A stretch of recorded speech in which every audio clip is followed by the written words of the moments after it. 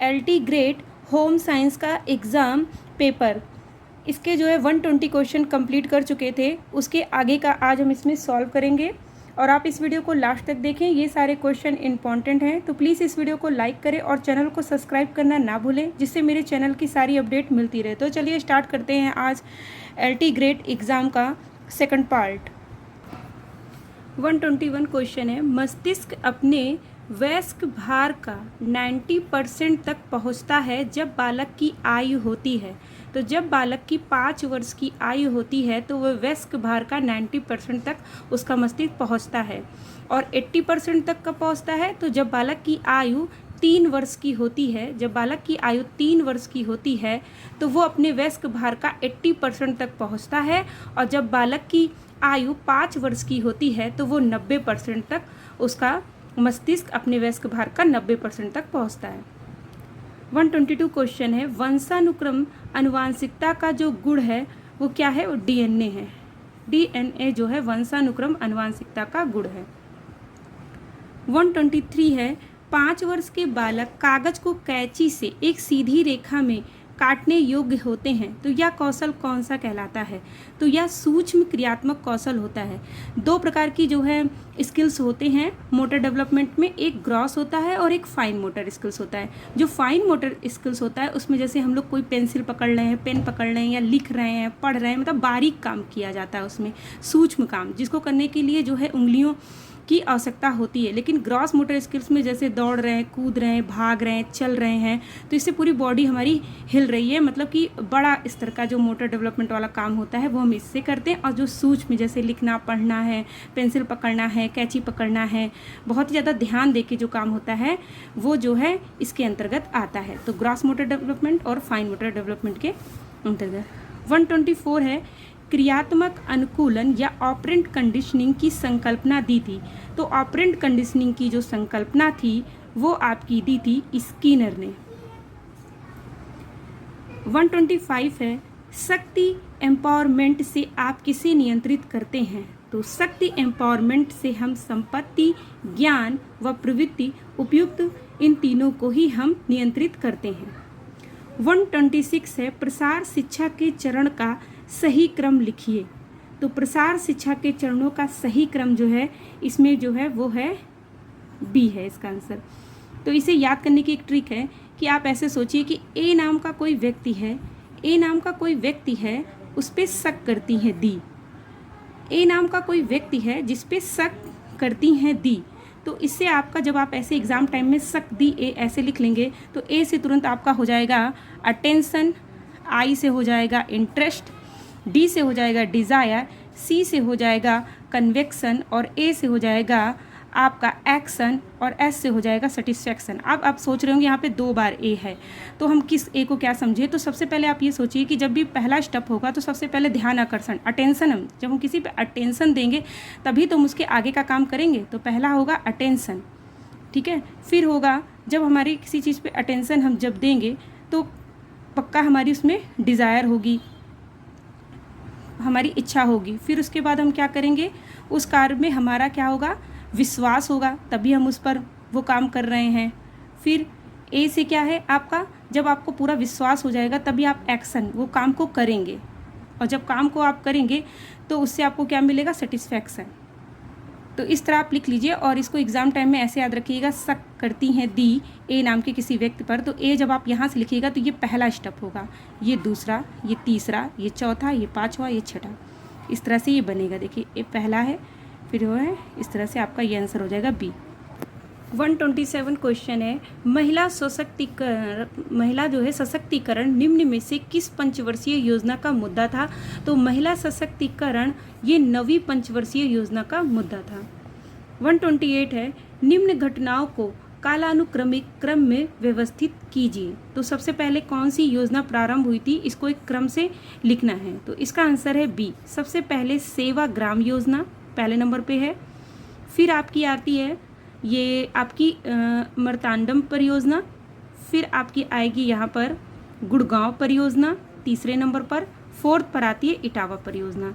तो सेकंड, फिर फर्स्ट, फिर थर्ड, फिर फोर्थ है इसका आंसर। 129 है, निम्न में से कौन सा संचार में बाधा नहीं है? तो कौन सा संचार में बाधा नहीं है? जो आय समूह है जिसे हम कहते हैं इनकम ग्रुप, ये हमारे संचार में बाधा नहीं है। ये जो लैंग्वेज होती है ये भी बाधा उत्पन्न करती है। जैसे कोई किसी जगह की कोई और लैंग्वेज है, हमारी कोई और लैंग्वेज है, उसको ये लैंग्वेज नहीं समझ में आ रही है, तो ये भी एक भाषा में बाधा उत्पन्न करती है। लेकिन जो ये इनकम ग्रुप है ये बाधा नहीं उत्पन्न करता है। 130 क्वेश्चन है, सामुदायिक विकास किस संकल्पना से विकसित हुआ है? तो सामुदायिक जो विकास है वो प्रसार शिक्षा की संकल्पना से विकसित हुआ है। 131 है, प्रधानमंत्री कौशल विकास योजना। जो प्रधानमंत्री कौशल विकास योजना है उसे हम अनौपचारिक शिक्षा के अंतर्गत रखेंगे। निम्न में से कौन सा सही सुमेलित नहीं है? ये है आपका मेथड प्रसार का, प्रसार की विधियां हैं, और ये संपर्क का प्रकार है। जैसे हम किसी के घर में जाके उससे भेंट करते हैं या मुलाकात करते हैं तो वो व्यक्तिगत संपर्क कहलाएगा, ये तो सही है। दूरदर्शन के द्वारा पूरा जनसंपर्क होता है या मास कांटेक्ट होता है कि बहुत सारे लोगों से एक साथ संपर्क हो जाता है, ये भी सही है। संगोष्ठी माने भी आपका उसी में आ जाएगा, रिजल्ट डिमॉन्स्ट्रेशन, जैसे कि आप जनसंपर्क, कि आप इसमें बड़े स्तर पर सभी लोगों से इसमें आप संपर्क करते हैं। लेकिन जो परिणाम प्रदर्शन होता है वो व्यक्तिगत संपर्क के अंतर्गत नहीं आएगा। परिणाम प्रदर्शन जो है व्यक्तिगत संपर्क के अंतर्गत नहीं आता है। जैसे कि आप घर पे वेट करते हैं या किसी से फोरम पर जाकर भेंट करते हैं तो वो व्यक्तिगत संपर्क के अंतर्गत आता है, लेकिन परिणाम प्रदर्शन इसके अंतर्गत नहीं आएगा। तो इसका आंसर है डी। 133 का है, प्रसार शिक्षण प्रक्रिया में निम्न 5 आवश्यक चरणों को सही क्रम में व्यवस्थित कीजिए। तो इसमें क्या है? इसका आंसर है डी। सबसे पहले हम क्या करते हैं, किसी भी स्थिति या समस्या को समझते हैं कि समस्या आखिर क्या है। जब हम समस्या को समझ जाते हैं फिर हम अपना उद्देश्य बनाते हैं कि हमें किस तरह से, क्या उद्देश्य है हमारा, क्या चीज़ यहाँ पर चेंज करनी है या कैसे करनी है। फिर जब हम अपना उद्देश्य बना लेते हैं कि हाँ हमको ये चीज़ यहाँ से हटानी है या ये चीज़ हमें समाप्त करनी है यहाँ की, तो उसके लिए हम एक प्लानिंग करते हैं, कार्य की योजना बनाते हैं। और जब कार्य की योजना बनाते हैं तो उसके बाद हम उसका मूल्यांकन करते हैं। मूल्यांकन करने के बाद जो भी निष्कर्ष आता है फिर हम उस पर फिर से पुनर्विचार करते हैं कि हमारा कार्यक्रम सफल हुआ कि नहीं हुआ, उस पर हम फिर से विचार करते हैं। 34 क्वेश्चन है, राष्ट्रीय प्रसार प्रणाली किस वर्ष आरंभ की गई थी? तो राष्ट्रीय प्रसार प्रणाली 1953 में आरंभ की गई थी। 135 का है, निम्न में से कौन सा सही नहीं है? तो इसका आंसर है ए। 3rd और 4th जो है सही नहीं है। जिसको मानव अधिकार दिवस तो 10 दिसंबर को मनाया जाता है, ये बात सही है। मानव अधिकार दिवस 10 दिसंबर को मनाया जाता है, ये सही है। और विश्व रेड क्रॉस दिवस 8 मई को मनाया जाता है, रेड क्रॉस दिवस, ये भी बात सही है। लेकिन विश्व पर्यावरण जो दिवस है वो 5 जून को मनाया जाता है, 11 दिसंबर को नहीं, ये 5 जून को मनाया जाता है। और विश्व जो एड्स दिवस है वो 1 दिसंबर को मनाया जाता है। 1 दिसंबर को विश्व एड्स दिवस मनाया जाता है, 5 जून को पर्यावरण दिवस मनाया जाता है, और विश्व रेड क्रॉस दिवस आपका 8 मई को मनाया जाता है, और मानव अधिकार दिवस आपका 10 दिसंबर को मनाया जाता है। तो यहाँ पर आंसर होगा 3rd और 4th गलत है। 36 का है, पोस्टर में ABC का अर्थ क्या होता है? ABC का अर्थ होता है यहाँ पर, तो पोस्टर जो होना चाहिए, इसका आंसर है 136 का आंसर है ए का मतलब होता है अटेंशन, कि जो भी आप पोस्टर बनाइए वो ध्यान आकर्षण आपका करे। बी का मतलब यहाँ पर है ब्रीफ माने क्या होता है? संक्षिप्त बातों में आप जैसे चार्ट आप बना रहे तो उसमें संक्षिप्त शब्दों का प्रयोग करिए, पूरा चार्ट भर मत दीजिए, उसमें कम लिख कर आप अपनी बातों को अच्छे से एक्सप्लेन करिए। तो हो गया ब्रीफ हो गया। सी का मतलब यहाँ पर है क्लियर, कि जो भी बात लिखी रहे वो एकदम क्लियर रहे, घुमा के बातें उसमें ना लिखी रहे कि किसी को समझ में ना आए। तो ये क्या हो गया? अटेंशन होना चाहिए, ब्रीफ और क्लियर होना चाहिए। 137 का है, नवीन प्रचलनों को सबसे बाद में अभिकृत करने वाले व्यक्ति को कहते हैं। जो नवीन प्रचलनों को सबसे बाद में अभिकृत करने वाले व्यक्ति को लैगार्ड कहा जाता है। 138 का है, अरस्तु मॉडल की संचार प्रणाली में है। अरस्तु मॉडल जो है, जो कम्युनिकेशन का इन्होंने दिया है, उसमें कितने तत्व हैं? तो उसमें 3 तत्व हैं।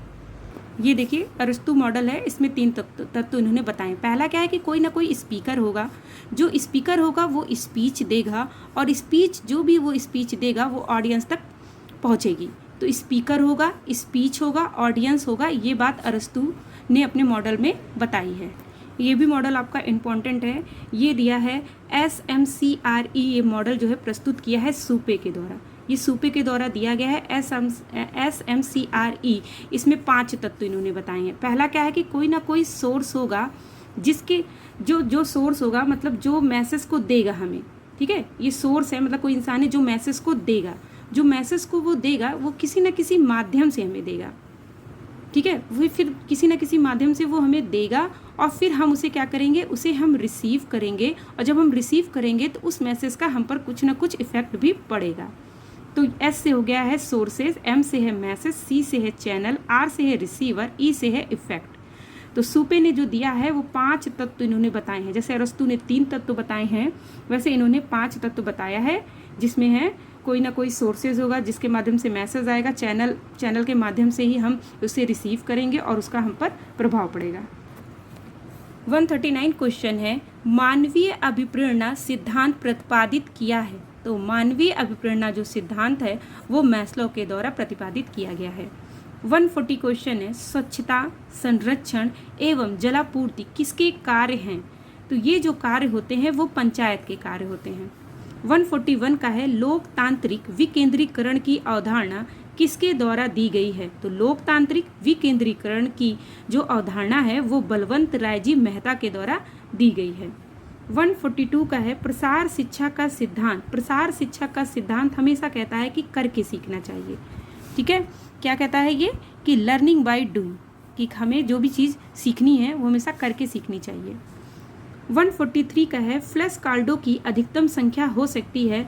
तो जो फ्लैश कार्ड होते हैं उनकी जो अधिकतम संख्या है वो 10 से 12 तक हो सकती है।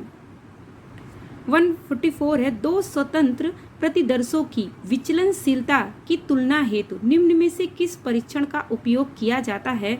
तो जो 2 स्वतंत्र प्रतिदर्शों की विचलनशीलता के लिए टी टेस्ट का यूज किया जाता है। 145 का है, निम्न में से किस प्रकार की प्रेक्षण तकनीक में प्रेक्षण एक विशिष्ट लघु अवधि के लिए किए जाते हैं। तो वो होता है समय प्रतिचयन प्रेक्षण में, यह जो है विशिष्ट लघु अवधि के लिए किए जाते हैं। 146 का है, पद विश्लेषण उपागम का प्रयोग किसके निर्माण में किया जाता है। तो ये है लिकर्ट प्रकार का जो पैमाना होता है उसके प्रयोग में इसका निर्माण में किया जाता है। 147 है, निम्न में से कौन सा डाटा सेट को 2 बार हिस्सों में विभाजित करता है। तो जो मीडियन होता है वो 2 बार विभाजित करता है। 148 है, केंद्रीय प्रवृत्ति का मापक कौन सा नहीं है। तो केंद्रीय प्रवृत्ति का मापक जो है वो मीन, मोड, मीडियन ये तीनों ही होते हैं, लेकिन प्रसार नहीं होता है। 149 का है, निम्न में से कौन सा समग्र या पूर्ण के भागों की तुलना में उपयोग के लिए सबसे उत्तम है। तो सबसे ज़्यादा जो उपयोग के लिए उत्तम है समग्र पूर्ण के भागों की तुलना के लिए वो है बार ग्राफ। बार ग्राफ के द्वारा समग्र पूर्ण के भागों की तुलना के उपयोग में सबसे ज़्यादा ये बेस्ट होता है। 150 है कि किसी समस्या का सोचा समझा आवेदित